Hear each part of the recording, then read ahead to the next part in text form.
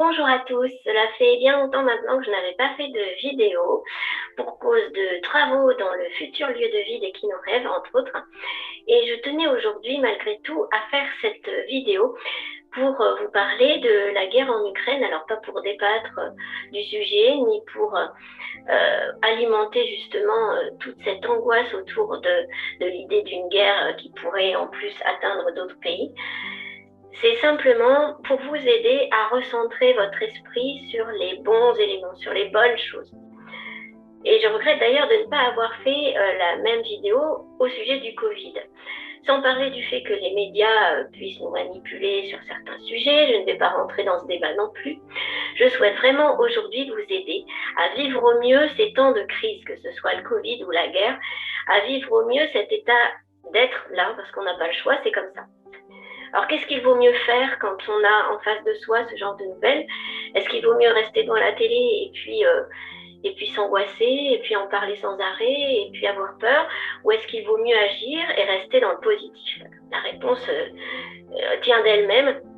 Le mieux, c'est de rester dans le positif. Alors, souvent, on va me répondre, bah oui, mais c'est dur, tu te rends compte, ils perdent leur maison, ils perdent leur famille, c'est horrible, on a peur.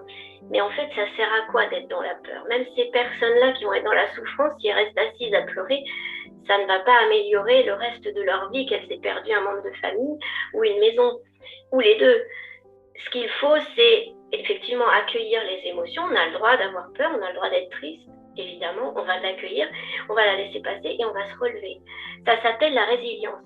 Alors nous qui sommes loin, et même si on se sent touché, même si éventuellement on a de la famille qui est touchée, nous qui sommes loin, qui ne sommes pas concernés pour le moment par les soucis de la guerre, qu'est-ce qu'on doit faire? Rester aussi à s'inquiéter? Encore moins. Nous, notre rôle, ça va être justement d'aller vers du positif. Alors ça va être quoi le positif? Au lieu de regarder la télé toute la journée sur les infos, d'ailleurs mon premier conseil et le plus important, c'est éteignez la télé. Ça ne veut pas dire se couper des infos, être dans le déni, faire comme s'il ne se passait rien. Non, de toute façon, l'info, elle va venir à vous d'une manière ou d'une autre. Mais si elle n'est pas venue à vous, vous regardez vite fait les gros titres 5 minutes, ou vous allumez Google et vous avez l'actualité des gros titres, et c'est tout, ça suffit. Ça sert à quoi de s'abreuver d'images et de s'abreuver des nouvelles comme ça en continu? Je pense aux chaînes d'information continue qu'on regarde de plus en plus, et ça ne sert à rien. Ça ne fait qu'alimenter votre mal-être à vous aussi. Vous allez servir à quoi dans le monde d'aujourd'hui si vous êtes sans arrêt dans ces pensées négatives, à ruminer des trucs négatifs? Même si vous avez l'impression que c'est juste dans la télé, que ça ne vous touche pas, ça vous met dans un état d'esprit négatif. Pensez à quand vous regardez un film qui fait peur, vous avez des émotions de peur. Vous regardez les journaux, ce qu'on vous montre fait peur, il y a la guerre, il y a le sang, ça fait peur, vous êtes dans une mauvaise émotion. Ça vous sert à quoi? À rien. Donc, on va recentrer les choses, vous stoppez les infos, vous vous en tenez à l'essentiel et vous agissez dans le positif. Alors j'en viens justement à justement l'utilité principale de ma vidéo. Qu'est-ce qui va être positif là-dedans? Eh bien, dans un premier temps, on appelle un peu partout au don. Vous avez sûrement chez vous des choses dont vous ne vous servez pas. Alors dans ma ville, on nous demande, j'imagine que c'est pareil, des sacs de couchage, des fournitures de base en hygiène, des fournitures de base non périssables alimentaires, des choses pour les bébés.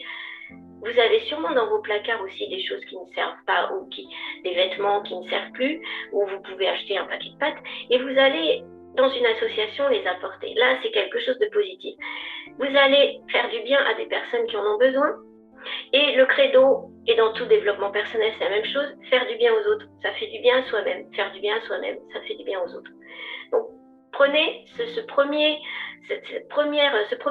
leitmotiv, de penser au bien, à votre bien-être et au bien-être des autres. Si vous êtes en stress devant la télé, vous n'allez servir à rien de bien pour ces gens non plus. Donc, si vous voulez servir à quelque chose de bien, soyez bien et faites quelque chose de bien. Et ensuite, continuez à nourrir des pensées positives.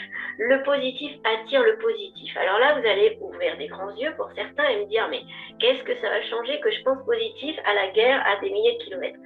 C'est un effet boule de neige, l'effet positif. Alors, je vous encourage à regarder l'excellente vidéo de Gabin Belé, si je ne me trompe pas de nom, sur la loi d'attraction. Vous tapez sur YouTube loi d'attraction. Et vous allez comprendre un peu plus ce que je veux dire si vous êtes un peu en désaccord avec cette idée de vibration positive, mais c'est tout simple en fait. Vous vibrez le positif, les gens autour de vous vont avoir envie, c'est comme un sourire. Vous souriez, quelqu'un va vous rendre votre sourire. Et cette personne va sourire, et elle va sourire à d'autres, etc., etc. C'est un effet boule de neige, l'effet papillon, comme on dit. Cet effet papillon, il est évident, même Einstein l'avait compris, dans l'énergie qu'on dégage. Donc, dégagez du positif. C'est pour ça que je vous encourage d'autant plus à couper la télé, parce que la télé, est-ce qu'elle vous envoie du positif? Posez-vous la question, qu'est-ce que vous êtes en train d'ingurgiter toute la journée avec les informations? Voilà, donc que ça soit pour le Covid ou pour n'importe quel conflit ou autre, allez vers du positif. Ça ne va servir à rien de s'inquiéter, vous n'allez pas changer les choses. Et même quand vous-même avez un gros souci, vous inquiéter va vous faire rester dans un état léthargique ou anxieux qui ne va rien apporter de plus à la situation. Je crois que j'ai évoqué le mot tout à l'heure, ça s'appelle la résilience. On peut prendre l'exemple de Corneille, le chanteur que je pense tout le monde connaît. Il a vu sa famille tuée atrocement dans son pays d'origine et aujourd'hui il est chanteur.